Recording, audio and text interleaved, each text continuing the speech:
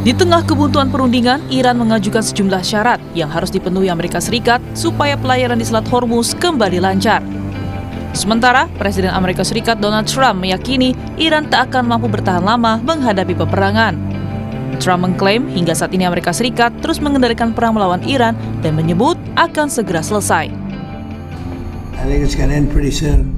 I don't think they can go much longer. Yeah, please. Has a deal been reached to reopen the Strait of Hormuz? Well, I don't want to say it has been. It's sort of open right now. We control it, but they can always shoot something. They always have something or drop a mine. I think we're doing very well. I just, I'm involved in the negotiation. I think we're doing fine. It could be soon, yeah. Sementara, Iran dan Oman yang pada 5 Agustus lalu berunding soal rute pelayaran di Selat Hormuz bilang pembukaan kembali Selat Hormuz bergantung pada kepatuhan Washington atas syarat-syarat yang ditetapkan Teheran. بازگشایی تنگه هرمز سازوکار خاص خودش رو داره و هیچ ارتباطی هم به مذاکرات بین ایران و عمان نداره.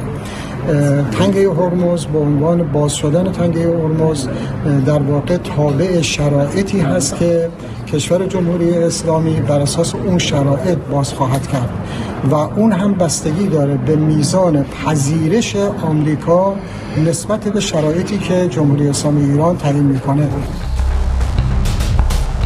Sementara, televisi pemerintah Iran menayangkan rekaman sebuah kapal yang dicegat Korps Garda Revolusi Iran di Selat Hormuz.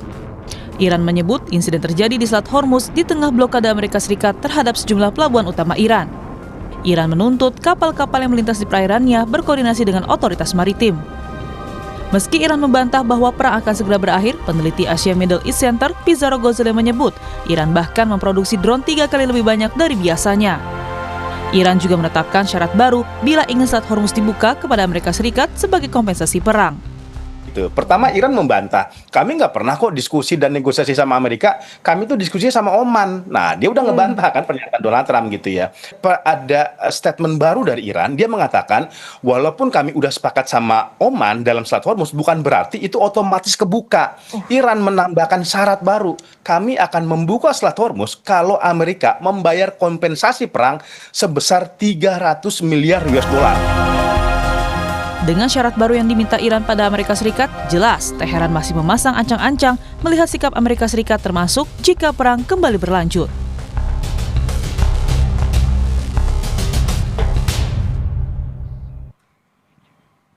Ya, konflik Iran-Amerika Serikat terus berlanjut. Iran menyebut bakal membuka Selat Hormuz dengan sejumlah syarat dan menegaskan kalau Amerika Serikat harus patuh. Apakah AS akan memenuhi syarat yang Iran berikan? Lalu bagaimana dengan Iran? Benarkah tetap pasang ancang-ancang jika Washington berulah? Kita ulas bersama pakar ilmu hubungan internasional BINUS University, Tia Mariato Kiptiah. Halo Mbak Tia, selamat pagi. Pagi Mas Ian.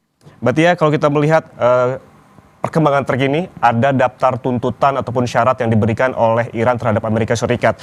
Apabila saya bacakan, ada beberapa di antaranya soal pencabutan blokade Angkatan Laut Amerika Serikat, ada penarikan pasukan militer Amerika Serikat, ada pengakhiran perang, dan juga ada kompensasi kerugian perang.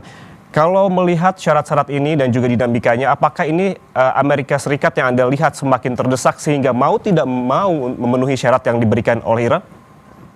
Ya, kalau melihat dari syarat-syaratnya itu tidak ada yang baru ya dari 14 poin. Hanya saja mungkin ada beberapa poin yang lebih harus cepat dilakukan. Jadi ini terbalik Mas Ian, ini terlihatnya adalah Iran sedang memaksa Amerika Serikat begitu. Karena apa? Poinnya menyusut. Tadinya kan 14. Sekarang cukup, sekarang ibaratnya begini. Iran itu mengatakan bahwa oke, Selat Hormuz dibuka, yang penting lu ganti kompensasi 1, 2, jangan ganggu peron-peron kita di beberapa wilayah di Timur Tengah.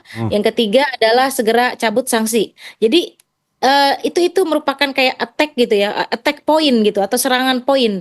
Biasanya kan Iran runut begitu ya, 14 poin harus dilakukan oleh Amerika Serikat. Ini tidak begitu. Selat Hormuz dibuka dengan poin-poin yang 6 itu tadi. Jadi saya pikir ini adalah seolah paksaan dari Iran karena Iran tahu bahwa faktor eksternal dan internal Amerika Serikat mau tidak mau harus segera menyelesaikan perang ini. Dan Iran tahu itu, melakukan strategi ini untuk memaksa Amerika Serikat segera menyelesaikan perang ini. Bahkan Mas Ian, saya melihatnya justru tidak ke arah perundingan.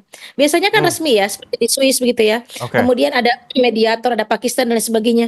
Saya melihat untuk kali ini nanti itu hanya melalui mediator. dalam hal ini adalah Oman. Jadi hanya melalui Oman saja itu kesepakatan akan terjadi dan perang akan dihentikan. Karena posisi Amerika Serikat yang tadi saya sebutkan itu adalah internal dan eksternal itu sudah sangat mepet, Mas Ian. Internal itu adalah kondisi domestik Amerika Serikat saat ini sedang menghadapi pemilu sela. Yang kedua adalah eksternal, itu ada tekanan juga dari pihak negara Timur Tengah harus segera mengakhiri. Karena kalau Amerika Serikat menyerang, yang kena efek itu adalah mereka, negara-negara Timur Tengah. Nah, ini dua tekanan ini cukup besar begitu ya, terhadap Amerika Serikat, internal dan eksternal itu tadi, yang sehingga saya melihat ke depan nanti yang 6 poin akan segera direalisasikan. Masalahnya Mas Ian, kalau direalisasikan, Israel akan diam tidak? Karena 6 itu kan semuanya menguntungkan Iran. Oke. Yang 6 poin yang diajukan oleh Iran tersebut. Oke, jadi kemungkinan Israel ini akan keberatan begitu ya, Mbak Tia. Namun sebelum kita membahas soal terkait dengan Oman dan juga Israel, kemarin yang terbaru ada juga pernyataan dari Presiden Iran yang menyebutkan bahwa saat ini merupakan waktu yang tepat untuk mencapai kesepakatan dengan Amerika Serikat. Namun di sisi lain dia juga mengungkapkan bahwa dialog bukan tanda menurut ataupun manut begitu. Ini menandakan apa? Apakah ini Iran sebetulnya sudah melunak tapi ada syarat yang harus dipenuhi atau seperti apa? Betulnya kalau kita membandingkan mana yang lebih butuh, posisinya saat ini Amerika lebih butuh. Karena itu tadi ada pemilu sela, ada penyusutan jumlah drone-drone yang menangkal itu juga sudah mulai menipis. Itu kan harus diproduksi, Mas. Gitu. Meskipun Amerika Serikat secara militer cukup kuat begitu ya. Kemudian ini kita bisa melihat dari pernyataan Jenderal Senior Amerika Serikat bahwa perang harus segera diakhiri. Ada penyusutan instrumen militer dalam menghadapi Iran ini. Bahkan Jenderal itu mengatakan bahwa sepertinya agak kesulitan kalau menyerang Iran hanya terus melalui udara begitu. Jadi tidak akan membuat Teheran manut dan tunduk begitu ya. Dan itu dilakukan pernyataan itu oleh seorang jenderal senior. Jadi posisinya saat ini kalau kita compare, Amerika lebih butuh. Meskipun Iran juga butuh, karena kan Iran juga butuh secara how to develop their economy gitu kan. Bagaimana mengembangkan ekonomi Iran saat ini, bagaimana Iran juga harus mendapatkan income begitu ya. Karena kan Hormuz juga tidak bisa dijadikan income. Dengan posisi perang ini juga Iran agak kesulitan untuk menjual minyak-minyaknya begitu kan. Jadi memang itu income tersebut dibutuhkan Iran juga. Dua-duanya butuh perdamaian, tapi kalau kita compare Amerika saat ini lebih butuh begitu. Itu tadi karena pemilu sela, karena ada tekanan dari negara-negara Teluk yang menjadi aliansinya, kemudian karena penyusutan kondisi militer Amerika Serikat yang terus digunakan perang menghadapi Iran begitu, Mas. Oke, Mbak Tia, seperti yang Anda sebutkan tadi bahwa ada jenderal tinggi Amerika Serikat yang mendesak perang ini diakhiri, bahkan di masa perang hari ke-162 hari ini, jenderal tertinggi Amerika Serikat disebutkan tengah mencari cara untuk mengakhiri perang Iran di luar opsi militer. Apa saja itu, Mbak Tia?